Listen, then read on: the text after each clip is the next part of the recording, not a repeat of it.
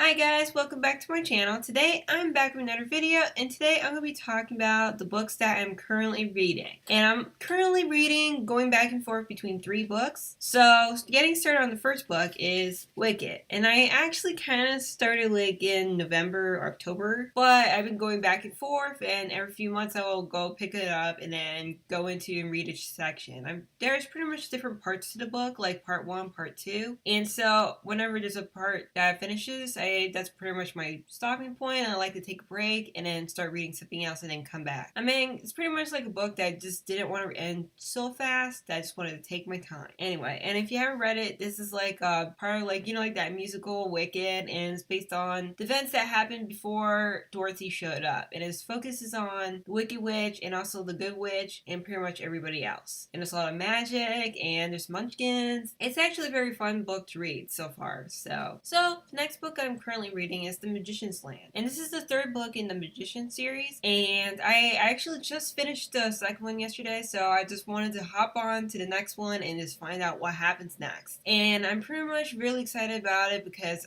it sounds really good, this whole premise, and I'm not sure what is going to happen next. And it's like crazy trilogy. And if you never read it, I actually do have a video on the first book that I read right over there, so if you want to learn more about it. But just so you know, to give you the short details, it's about this guy who goes to a magical school called Break Bells. He meets a lot of other magicians, and then they go on adventures, and also he discovers that one of his worlds that he thought never existed. He goes on an adventure and things happen, and it's pretty much very magical. And I actually saw the author talking once, like at a festival once, and it was like one of that last show that I went, and I was like kind of tired, but I was like, if I don't see him, I'm gonna regret it. And then so when I saw him, I was like really interested in reading the book and found out like some of where his inspiration came from, like Harry Potter and Narnia. But at the same time, when you read the series, it's pretty much way different than expected. It's nothing like anything I have read so far. So it doesn't really copy or anything, except it does draw some ideas from it, like a magical college school type thing. And also if you're interested in people that going into different worlds, it's pretty much like kind of like that kind of idea. But in this book, it pretty much is more of, it's different. It's pretty much different, and it's just crazy. So totally recommend it. So the next book on my list is actually called Winter's Glass, and I don't know if you can actually see the title. No, yeah, pretty much like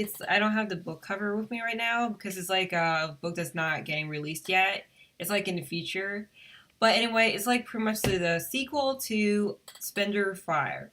And I do have a book review on Spell of Fire right here, but just to give you the short synopsis, it's about this girl pretty much living in this fantasy world, and then there's like this big huge curse going on, and then suddenly this girl, she also has her sister who are pretty much like best friends, and one of the names is Isby, and she's kind of like the bastard's daughter princess, and the other sister is Aurora. And so one day they're pretty much, Aurora's like destined to be married, but her other sister, the prince that she was waiting on, gets murdered, and so she is forced to go to a convent, but she refuses, so she and this other guy run away, and then Aurora decides to go after her, but she then ends up in the middle of the forest, and she finds this cabin, and then she finds this spindle wheel, and then she pretty much pricks her finger, and then she falls asleep and is trapped in some sleep land. And so her sister Isby must travel to go find her and save her and break the curse, but in order to do that, she must find her true love. And this book is like kind of like if you're interested in magical story retellings type of thing. And this is actually like has its own inspiration by Sleeping Beauty, but unlike